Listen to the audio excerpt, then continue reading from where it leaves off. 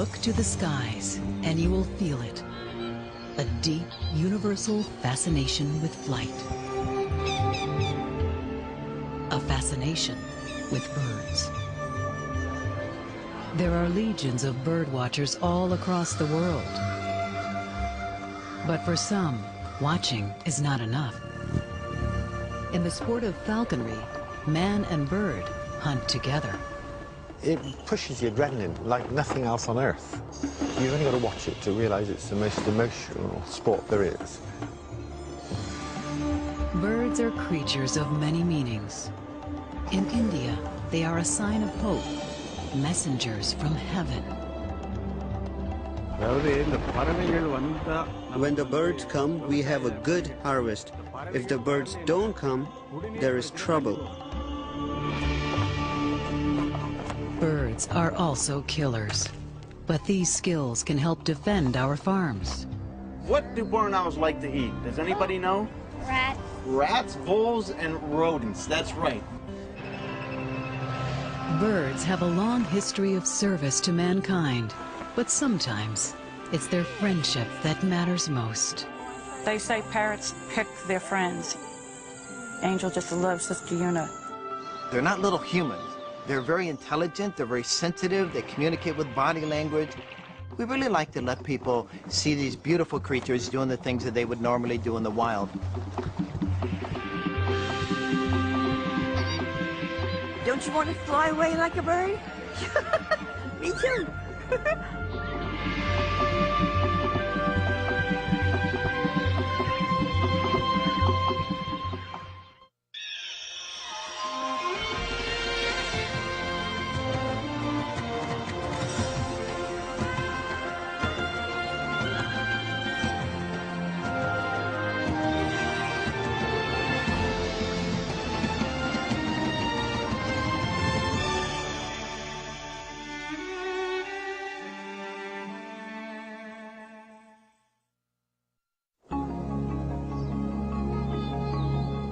Imagine being dressed in a rainbow of feathers.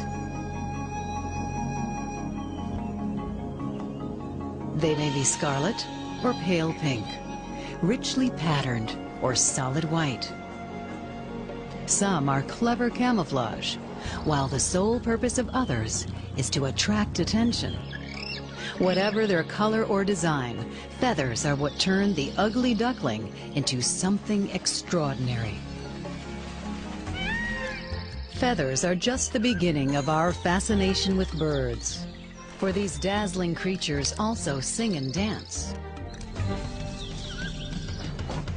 But birds have one talent we envy above all others. In the blink of an eye, they can lift into the air and fly.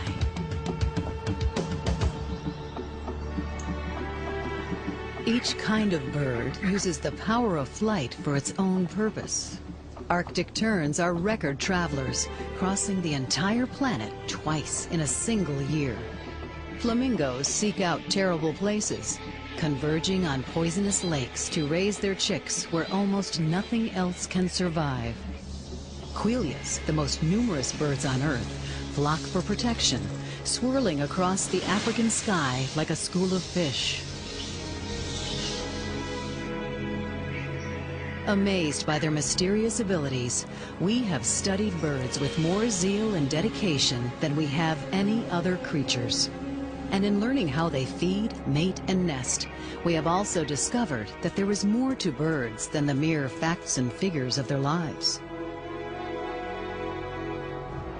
There are even places where their comings and goings can mean the difference between prosperity and suffering.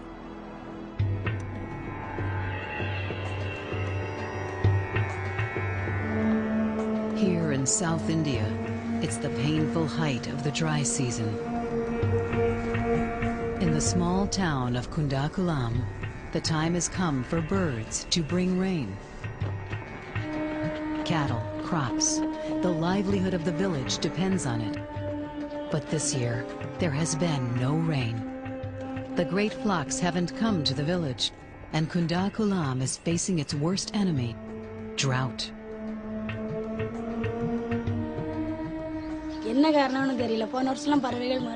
Last year, there were many colorful birds that looked like flowers on a tree. But this year, I don't see any birds on the trees.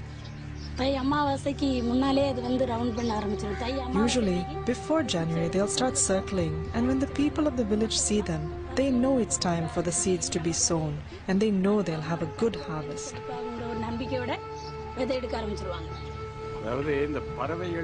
If the birds come, we know we will be prosperous. If they don't come, there will be trouble. The elders say that as gospel truth, and we follow that. அப்படின்னு பெரிய ஆட்களே அப்படி ஒரு வேத மந்திரம் மாதிரி சொல்லி அதை இந்த பின் வாரிசுகள் அதையே அப்படி பின்பற்றி நாங்க வந்துட்டு இருக்கோம்.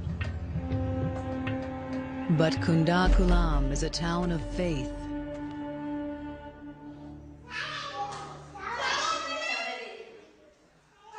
Here, children are taught early about what birds mean to their village. They are told of how generations ago, when the farmers were desperate for rain, the birds answered their prayers.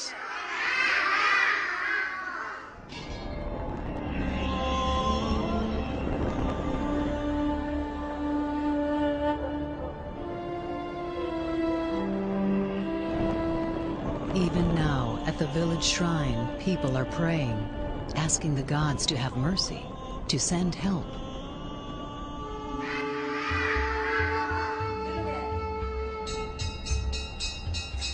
The prayers rise up into the empty skies.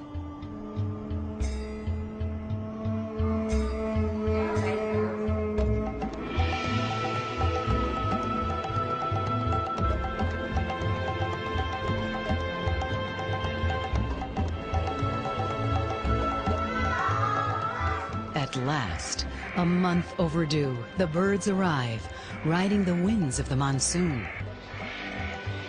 Pelicans, storks, ibis, flamingos.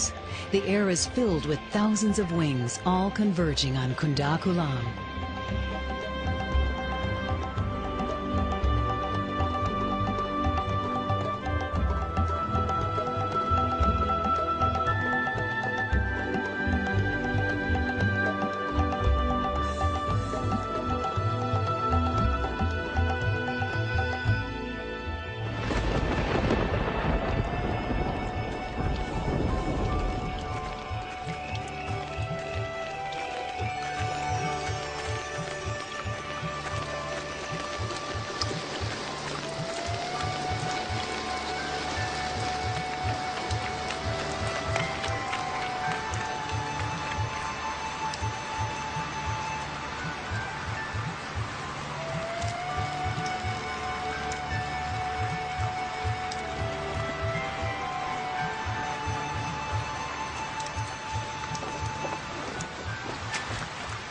Once again, the birds have brought the rains to Kundakulam.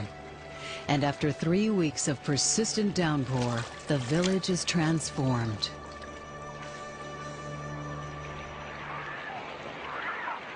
The birds and the monsoon are ancient partners in the seasons of southern India. The birds herald the coming of the rains because the flooding landscape makes Kundakulam a perfect place to nest. What they need most is suddenly plentiful. Nest sites perched high and dry, just above food-rich waters. Even good building materials are easy for a pelican to come by.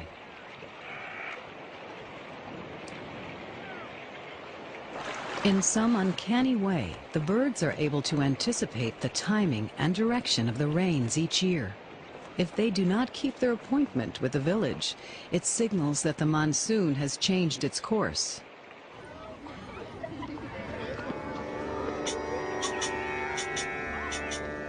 The children head for a replenished lake to witness the spectacle of the great flocks. In a good year, some 10,000 birds will nest in and around Kundakulam.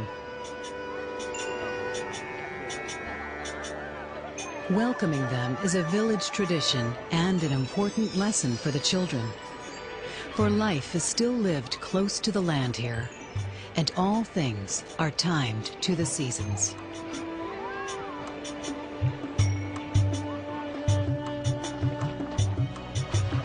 Villagers can now plant rice, coconuts, bananas, sugar, with every hope of a good harvest. In the wake of the plow, egrets feast on exposed worms and insects, the farmer's gift back to the birds.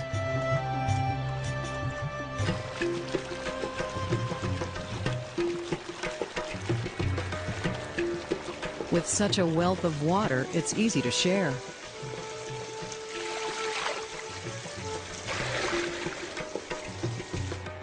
But in this newly made water world, Kunda Kulam achieves something more. Here, people and flocks of completely wild birds reach a strange and special communion. No one disturbs the feeding and nesting birds.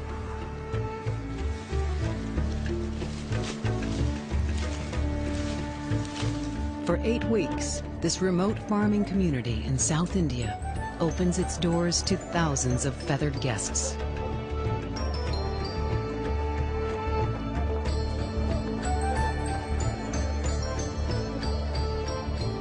As the nesting season comes to a close, all is well again in the village of Kunda Kulam. A world that faced drought and famine has been restored. The birds of the monsoon are ambassadors of weather that can save or destroy. Their coming always brings a change in the wind, an answer to a prayer.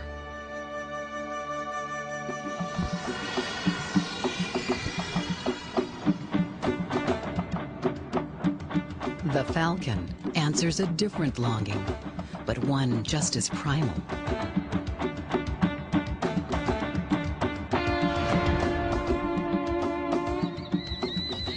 They are warriors, fierce and fast.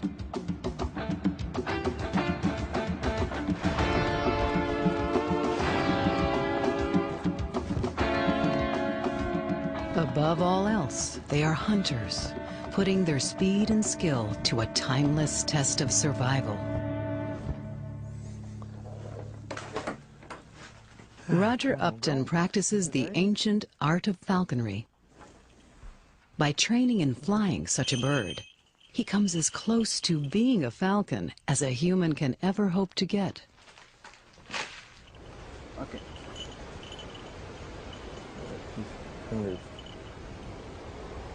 No bird of prey is ever truly tame, and that too is part of its magic.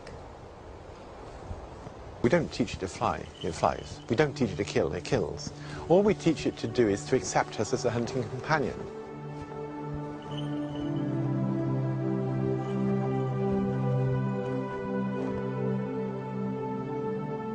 To the falconer, the peregrine is the ultimate in perfection.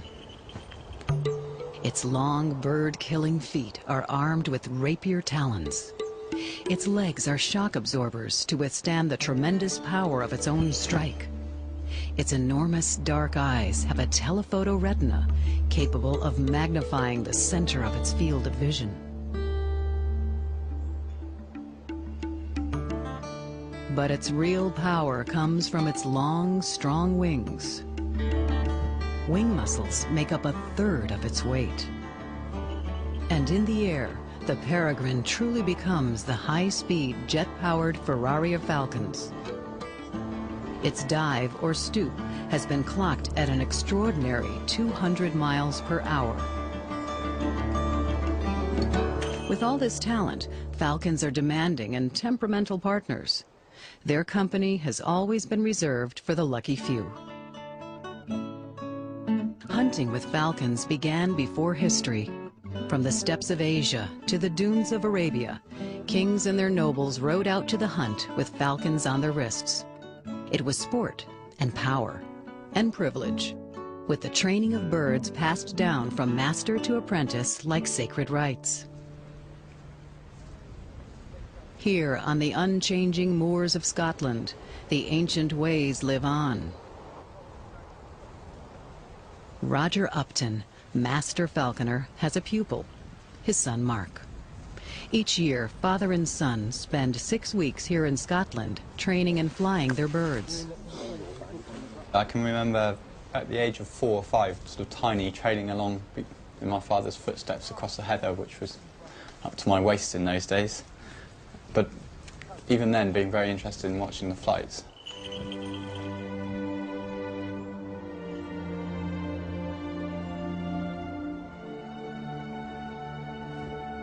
The Uptons practiced the most complex form of falconry, grouse hawking. Man, bird, and dog must work in perfect synchrony. Mark places the falcons on a cadge, a frame for carrying them in the field. All the falcons are hooded, which keeps them calm and quiet.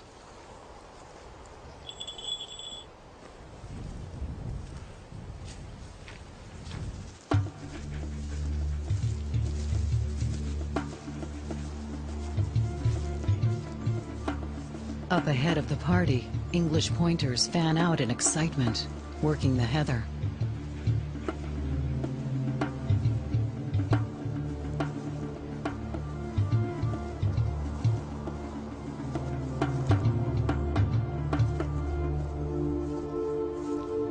Suddenly, they have it, the scent of grouse.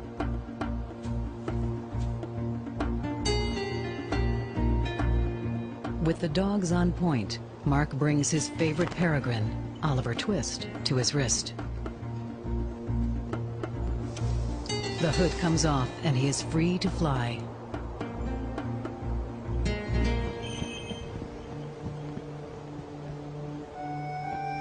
Knowing his business, Oliver heads straight for where the dogs are on point. Then he begins to climb, ringing as it's called, to his pitch, a position high above the dogs. Hey! Hey! Hey! The best peregrines can hunt from more than 1,000 feet up.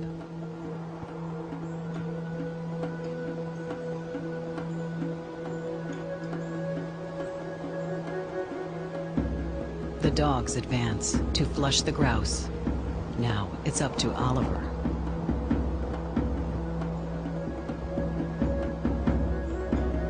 Get him up! Get him up!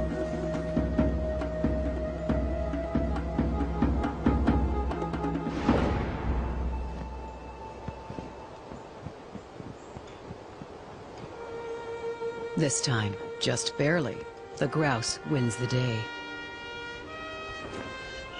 But to encourage his desire to hunt, Oliver is still rewarded with fresh meat. And for Roger Upton, it's the thrill of the chase rather than the kill that's important. Today's flights were mixed. We didn't have what I'd call a classic today. You don't get spectacular every day. I've seen many great flights which haven't necessarily ended in a kill. It makes you realise how good the successes are.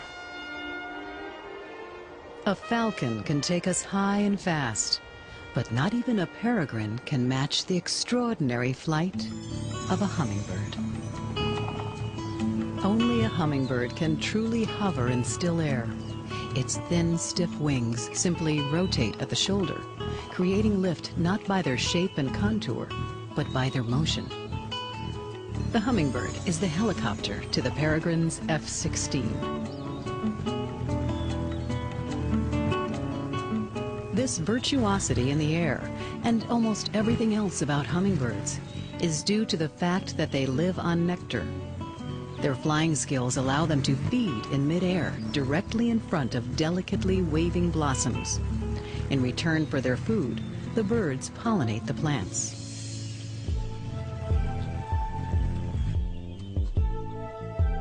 Some hummingbirds' bills are a perfect match for the shape of their favorite flower.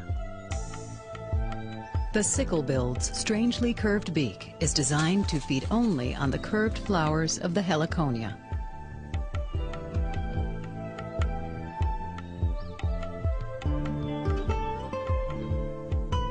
The datura plant is another exclusive partner. Its enormous 6 to 8 inch flowers are too deep for all hummingbirds except one. The sword-billed. The sword-billed is the only bird whose beak is actually longer than its body.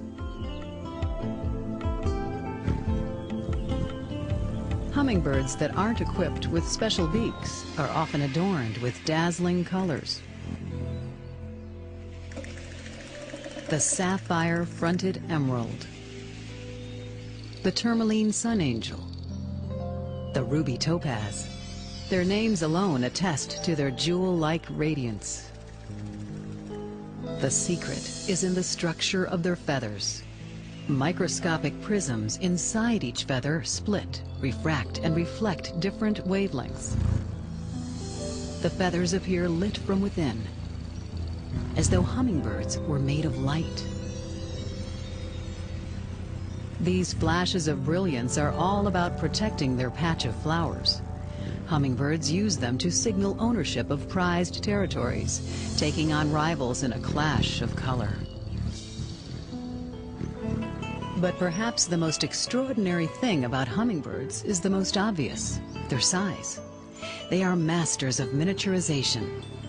And in their case, smaller also means faster. An average-sized hummer must beat its wings 25 times a second in order to produce the lift it needs to stay in the air. But in the tiny bee hummingbird, scarcely 2 inches long, that accelerates to an astonishing 200 beats a second. All this requires a great deal of fuel. Flower nectar is high octane, but even so, the smallest hummingbirds have to feed every 3 to 5 minutes. Then they add the stress of mating, raising chicks, and a grueling annual migration.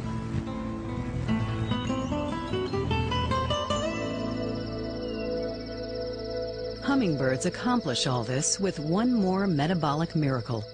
At night, their hearts can slow to a fraction of their normal rates, and they can drop their body temperature in half, from 110 to 55 degrees. They live at half speed in a torpor deeper than sleep.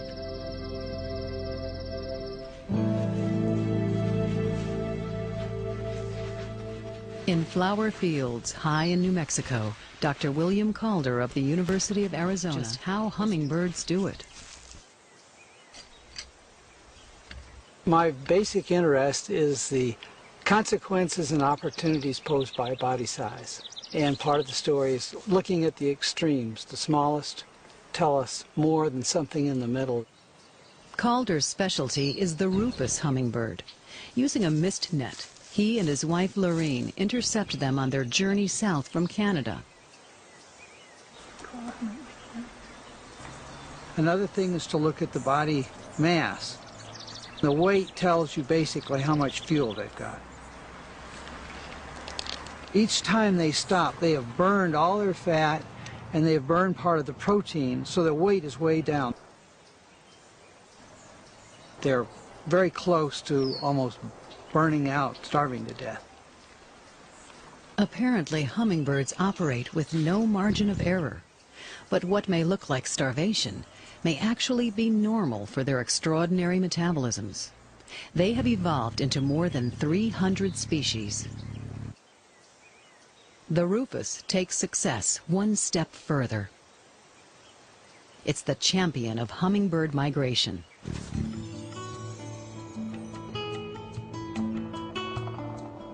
From their breeding grounds as far north as coastal Alaska, the birds head south down the Rockies to the mountains of Mexico to winter.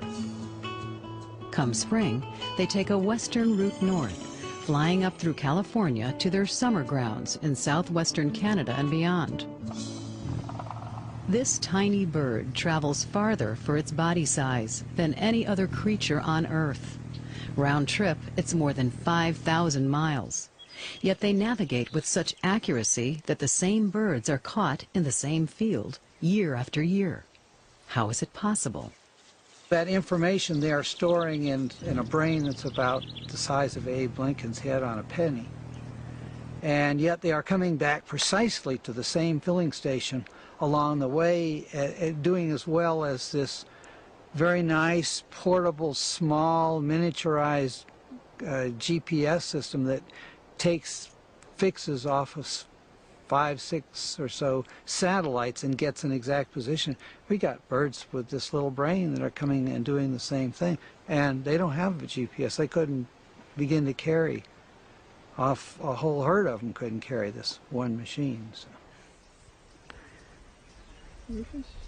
Rufous male, adult. And there's a couple of red feathers there and one right over there way off the side. Remarkably, juvenile birds travel on their own. They do not learn the route from their parents, and their track south is very different than the path they will take north next spring. This means that much of what they do must be genetically programmed. Yet hummingbirds show surprising flexibility. They will delay their trip if flowers are late to bloom, and they will adjust their path and altitude to take advantage of yearly variations in their food supply. How they anticipate these changes, no one knows. Calder is turning to technology for some answers. By extracting a few feathers, he obtains a minute amount of tissue. Using new developments in DNA sequencing, he will look for the keys to their amazing behavior in their genetic instructions. So much of their biology is totally unknown. There's just a whole world out there left to discover. It's pretty awe-inspiring. It's extraordinary that a creature so small could keep so many secrets. But our next characters are famous for relaying our secrets. Pigeons. On first sight, they are ordinary, everyday birds. You may toss them a crumb, then pass them by, never suspecting these common street birds capable of greater glory. But in the annals of avian history, no bird can rival the pigeon for courage under fire, devotion to duty, and service to humanity. All common pigeons have the ability to home, and in the great conflicts of the 20th century, homing pigeons became full-fledged war heroes. Thousands of homers campaigned in World Wars I and II. They advanced across Europe, North Africa, and Asia. An air force of messengers braving heavy artillery to file their reports.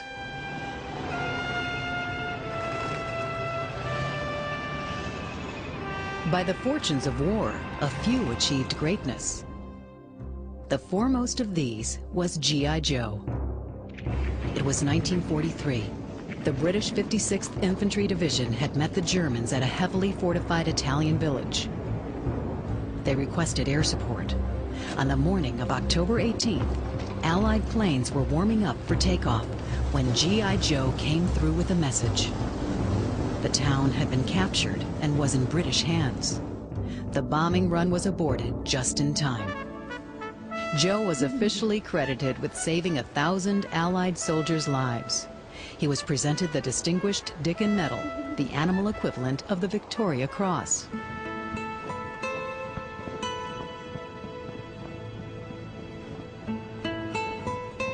The amazing abilities of homing pigeons remain a mystery. Scientists believe they possess a solar compass in combination with geomagnetic sensors. They may even use scent to navigate. There's considerable controversy on how pigeons actually home. There's something about the bird that allows them to detect the magnetic fields of the Earth. There's obviously other cues they also use. Dave Koslow knows what he's talking about. He's employing pigeons every day in his rafting company, Rocky Mountain Adventures, in Fort Collins, Colorado.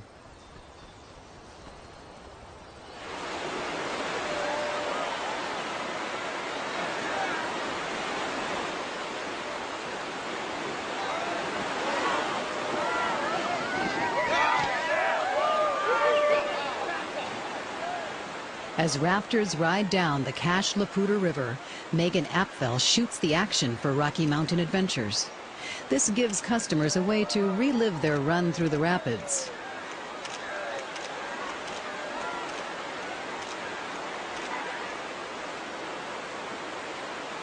Now to get the film back for processing in time for the rafters to see their photos. It's 25 miles back to town over twisting mountain roads, and Megan must get set for the next rafters already heading downstream.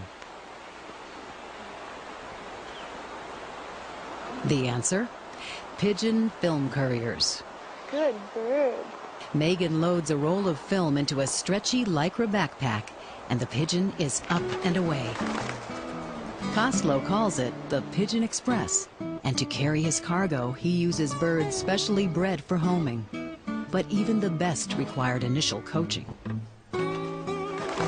Training flights began at the end of the day, taking advantage of the bird's instinct to roost. Short flights were increased 50 yards at a time as the birds progressed. When they were able to fly faster than we could drive home, we added more mileage until they were flying the distances we want them to quite successfully.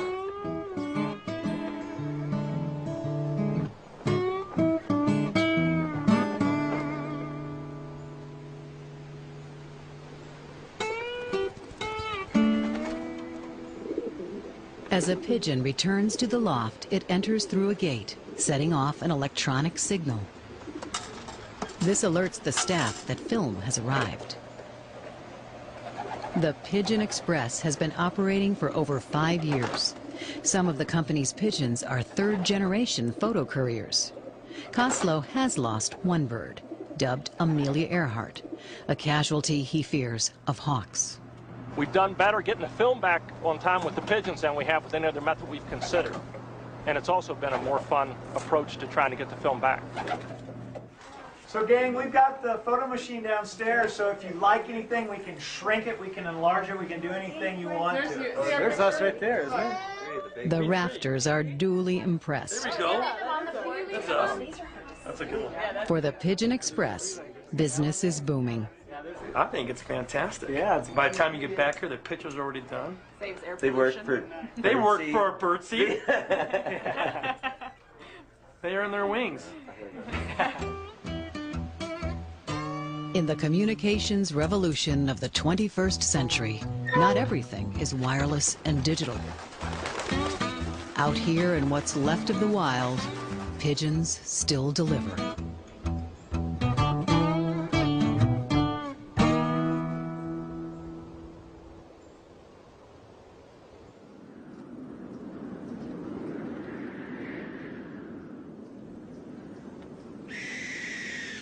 As evening approaches, a bird stands guard over the sugarcane fields of South Florida. He's been waiting for nightfall when sugarcane poachers begin their work. Rats. Rats devour some $30 million worth of sugarcane each year. It's the barn owl's job to stop them.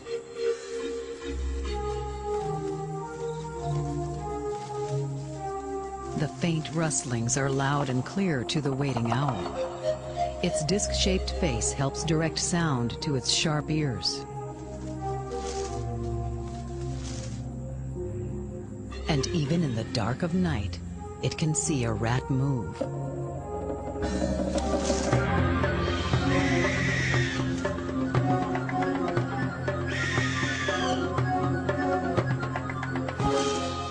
It's not much of a contest, for barn owls are members of one of the bird world's most extraordinary families.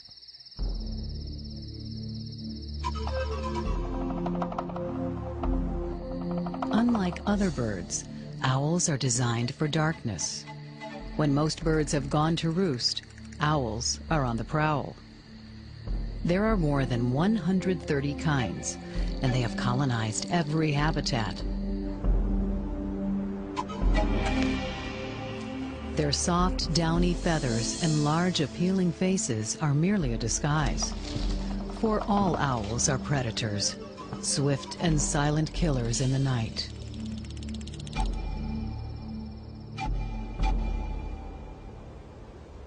The skills of owls have mostly gone unnoticed in Belle Glade, Florida. Owls have long been part of this agricultural landscape, as traditional on the farm as a barnyard cat.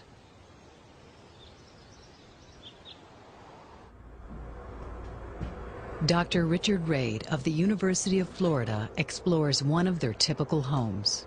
This building that we're in is barn owl heaven.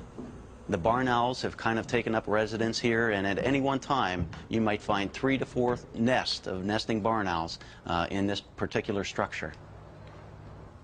The dried out remains of a meal prove his point. But unused buildings such as this are becoming harder for barn owls to find. And also some of the urbanization is taking down some of the trees surrounding the agricultural area, and so even natural nesting sites are going and being built on. To most people here, it was good riddance. Not many appreciated what barn owls can do. But Wayne Boynton was different. I noticed a loss of habitat for the native indigenous barn owls, so I thought of a way to try to increase the number of barn owls in our area. I designed and built nesting boxes for them and placed them all over the farm. Like other growers here, Boynton was spending thousands of dollars a year fighting the rat problem with poison. The rats were winning the war. He thought barn owls could help.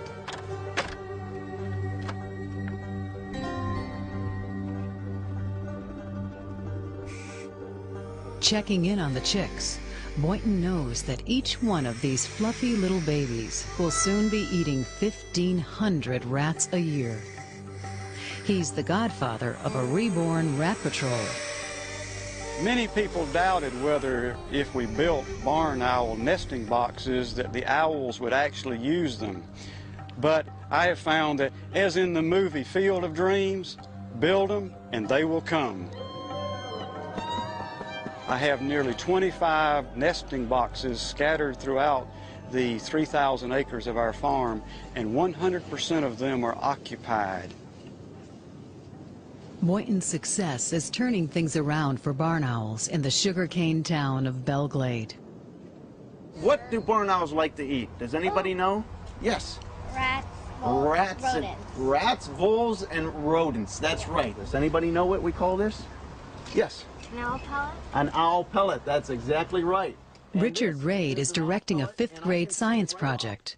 They're dissecting owl pellets, the regurgitated remains of the owl's prey, to see for themselves exactly what owls feast on.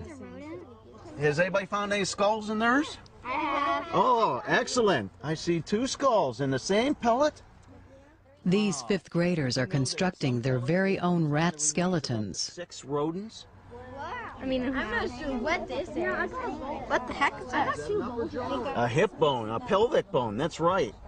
So what Richard Raid is building is a newfound respect for barn owls and the protection they provide to the fields of Belglade as they set out to hunt each night.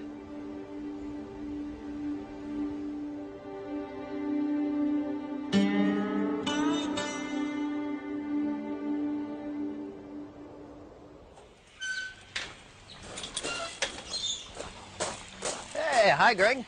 Bath time, huh? When somebody asks, what do? I say, I train birds.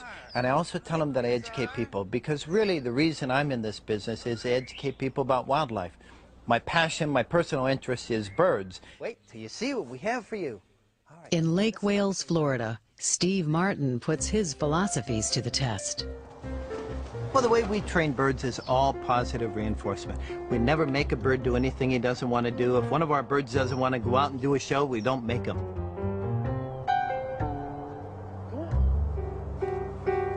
You should always let birds do things and never force them.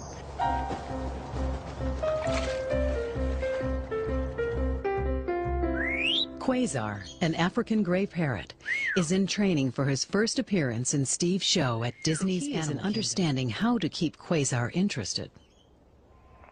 We put Quasar in a big cage, we put a tape player there, and the tape just continuously says 4.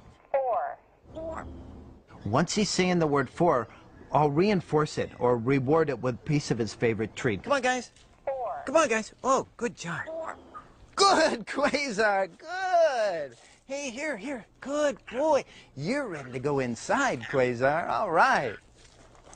Now, Quasar's been outside listening to the tape for the last couple of weeks. He's actually learned to say the word for. He says it very well, matter of fact. So now the next step is to bring him inside where I'm real close to him. He's just around the corner in the other room. When he says the word for, I'm going to reward him with one of his favorite treats, the sunflower seed. I know he's going to say it. He's been talking all morning long. Let me just stand over here real close. Listen.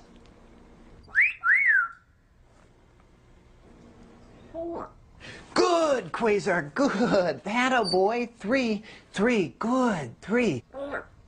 Good. Steve gets a bird's eager participation by understanding its social needs. Parrots love attention and form deep and lasting bonds. Quasar. Good boy. Good boy. Okay. Training is simply another word for communication. And encouragement, not discipline, gets the best results. Good, Quasar. Good boy. What a good boy. Steve has spent years observing birds in the wild and has come up with provocative insights into bird psychology. See, parrots in the wild, nothing ever dominates and forces them. There simply is no leader in a flock of parrots. They're all equal. So when you try to dominate them, it's very unnatural. If you want your bird to do something, find a reason that he would want to do it.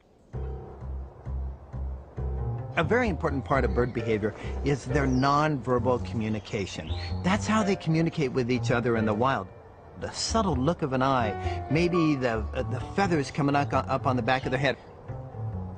The problem a lot of people have is they're not very perceptive of those subtle communications. So we're really not set up well to understand a bird's body language. 3 weeks into Quasar's training, it's time for dress rehearsals at Disney's Animal Kingdom. Say hi. Hello. We're just getting him used to being around people. Okay, Quasar. Hello. Here you go. Pretty scary place, Quasar. Okay.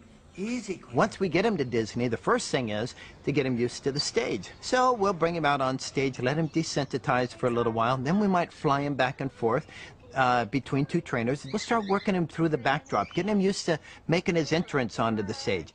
What a good bird. Okay, ready to go back? Come on, Quasar. Come on, Quasar. Quasar. Whoa, good boy. That was great. Rebecca, I think he's ready. Let's fly him out a little bit, about 10 feet. Okay, good boy, Quasar. Okay, here you go. Quasar has been learning so quickly, Steve thinks he's ready to go on. In the afternoon show, this little parrot will make his debut. Good.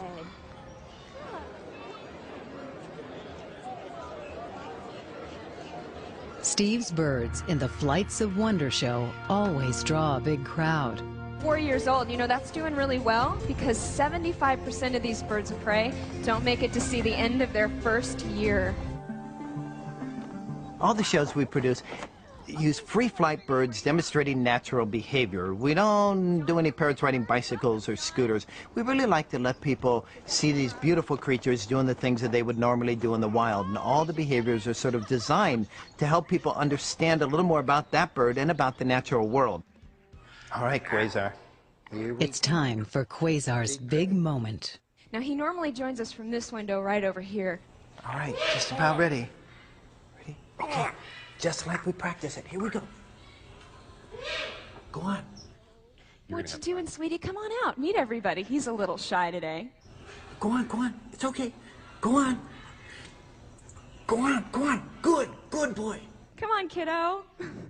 All the way out here, show everyone your pretty face. Here he comes. Oh, and I see we have a volunteer. Can you say your name into that microphone and tell everyone where you're from? Hi, my name's Nicole, and I'm from Canada.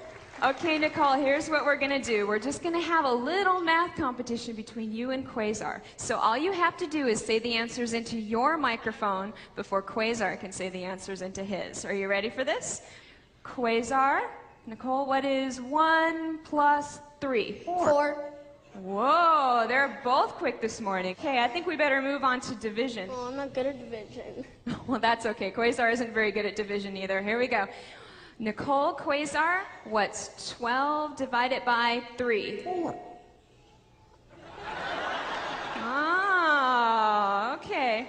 Well, I think we better do one more question. This one's going to be winner takes all. You ready for this? What's 2 plus 2? 4. Yeah, Nicole wins! Here you go. Here's your sunflower seed. Quasar, of course, is not a mathematician. His job is to say 4 whenever the trainer says 3. And it even works if we say something that kind of sounds like 3. Watch this. Quasar, what do you say when you hit your golf ball over a tree? 4.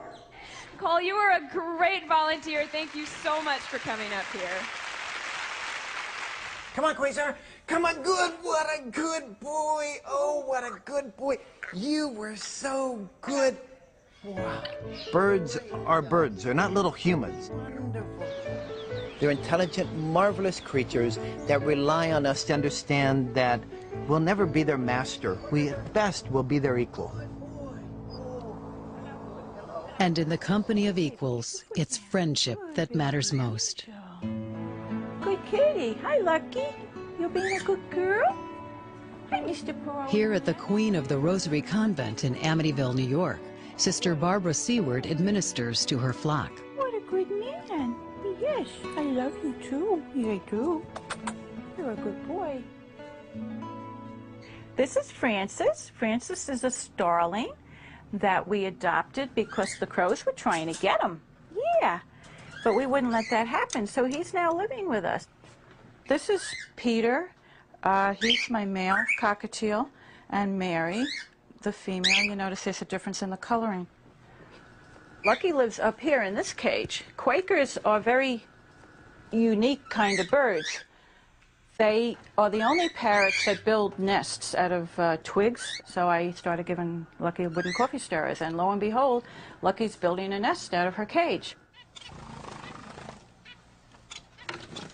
Sister Barbara has adopted all of these birds. She has 11 finches, 2 parakeets, a Quaker, 4 cockatiels, an African gray parrot, at least 22 birds in all. I came to live here because I have some health problems that I can no longer work in a regular job. I'm a registered nurse, and I really enjoyed that very much. I felt kind of like useless, like what am I contributing, you know, being kind of semi-retired.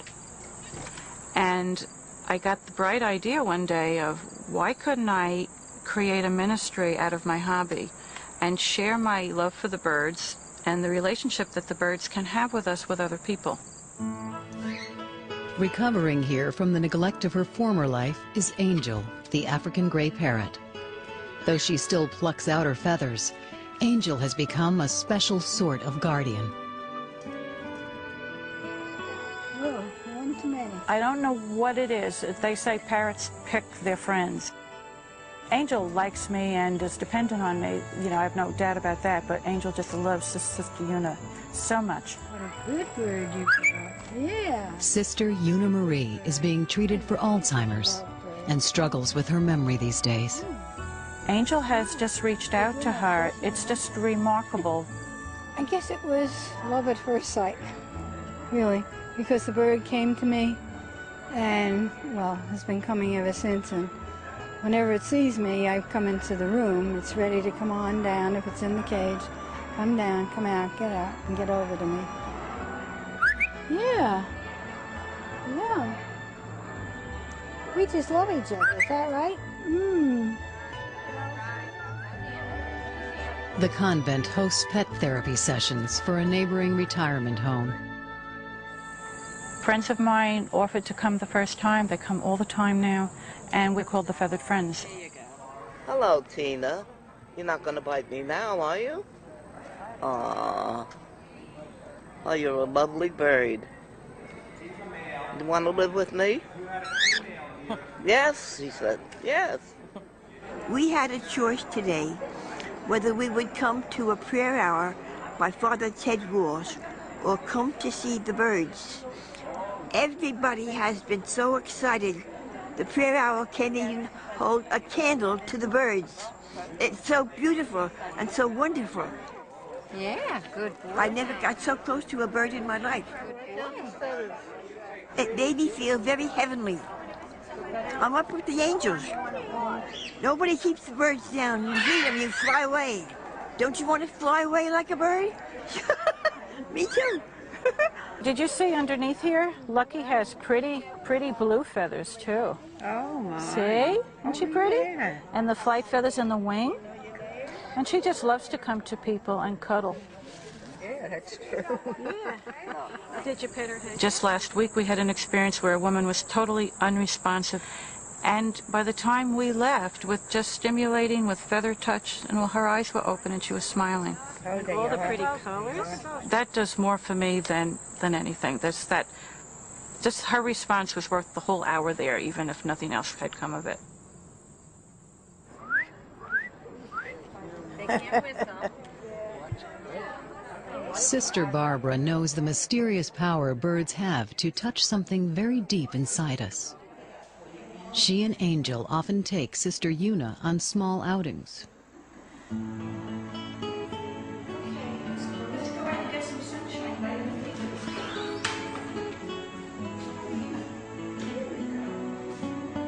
Together, Angel and Sister Una, at peace in each other's company, are able to enjoy the wider world.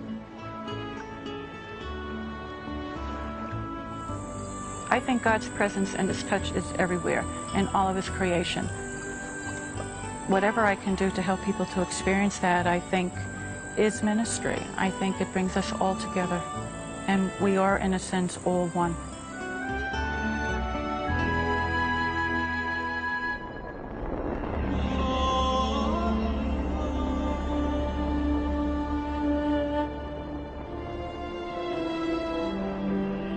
Across the world, the time has come for the birds of the monsoon to leave Kunda Kulam.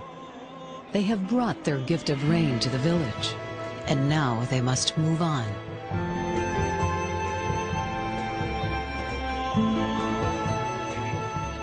For people everywhere, birds are a symbol of all things wild and free.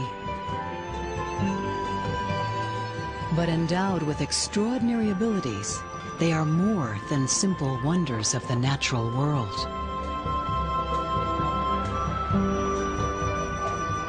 Here, to the people of Kunda Kulam, birds are a blessing.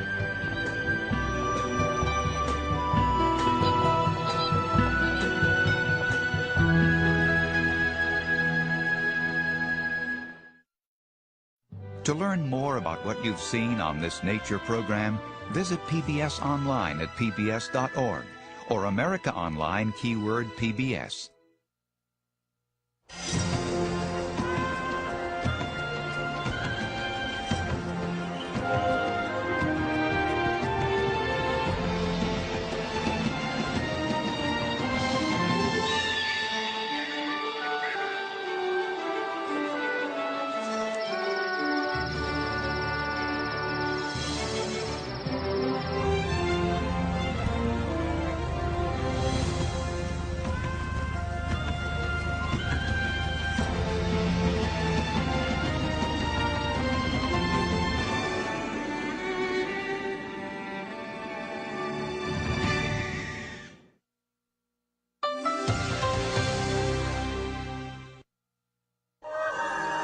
This is PBS.